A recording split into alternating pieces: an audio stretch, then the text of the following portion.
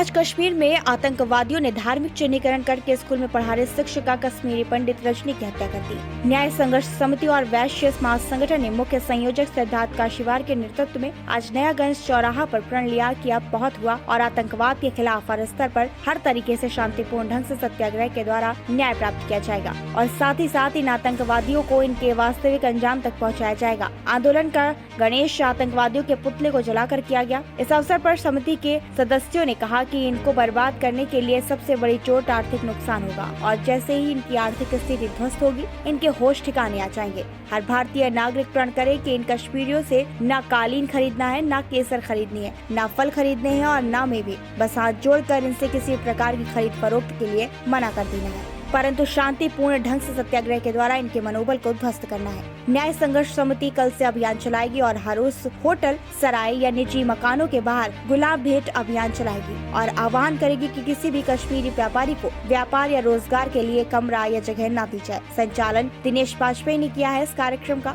जहाँ सिद्धार्थ काशीवार, गुरु प्रसाद गुप्ता, पंकज गुप्ता, अशोक गुप्ता, पिंटू, अंकुर गुप्ता आदि उपस्थित थे। कितना जलाया इस बारे में बता दीजिए। देखिए, आज सुबह कश्मीर में एक स्कूल में आतंकवादी आते हैं। वो आते हैं, वहाँ पे वर्गीकरण करके वो लोग टीचरों को अलग करते हैं और बच्चों के सामने कश्मीरी पंडित रजनी को लोमहर्षक ढंग से माथे पे AK-47 की गोली मार के उसकी हत्या कर देते हैं। ये एक माह के अंदर 35वीं घटना है। बड़ा दुखद है। अजीब बात लगती है कि आज से 2-3-4 दिन पहले तक जो लोग आंसू बहा के संविधान की दुहाई दे रहे थे, जब ऐसी कोई आतंकी घटनाएं होती हैं तो सब मुंह बंद करके क्यों बैठ जाते हैं, कौन सी ऐसी खंडक में चले जाते हैं। फिर उसके बाद बोलते हैं कि हम भारतीय हैं, भारतीय नहीं है। अब उनकी भारतीयता कहाँ चली गई।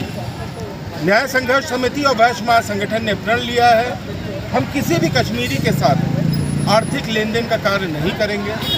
हम लोग ये बात जानते हैं, एक बनिया होने के नाते मैं ये बात जानता हूँ कि सबसे बड़ी किसी इंसान को चोट पहुंचती तो वो होती है आर्थिक चोट। हम आर्थिक चोट देने के लिए कृत संकल्प हैं। किसी भी कीमत में हम इन लोग के साथ कोई व्यापार नहीं करेंगे।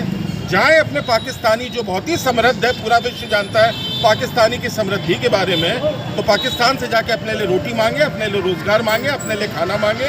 अब भारतीय आपको किसी भी तरीके की आर्थिक पोषण नहीं देंगे, मेरी अपील है। दूसरा, हमारे पास इस समय देश में बेहद सशक्त नेतृत्व है। हम लोग ये चाहते हैं कि हमारा संदेश हमारे आदरणीय मोदी जी तक पहुंचे कि पूरा राष्ट्र आपके पीछे खड़ा है। आप इन राक्षसों को, इन इब्लीसी शैतानी ताकतों के विरुद्ध जितनी भी सख्ती से आप कार्रवाई कर सकते हैं। इनको रोटी देने की जरूरत नहीं है, इनके लिए एक ही भोजन है, वो है गोली।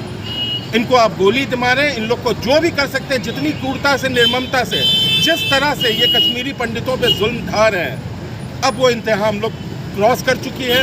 हम लोग ना झेलेंगे, ना हम लोग बर्दाश्त करेंगे। अब हम लोग आम आदमी एक होकर, ना किसी राजनीतिक ध्वज के नाते, बस एक भारतीय के नाते हम लोग पूरी तरीके से आंदोलन चलाएंगे। हमारे प्रधानमंत्री तक हमारी बात पहुंचे, किसी भी तरीके से उन तक पहुंचे कि पूरा देश उनके पीछे है और आप उनके कश्मीरियों के खिलाफ जो सख्त से सख्त कार्रवाई कर सकते हैं करें, जितनी निर्मम कार्रवाई कर सकते हैं करें। पूरा देश आपके पीछे एक आवाज़ से, एक सुर में खड़ा होगा।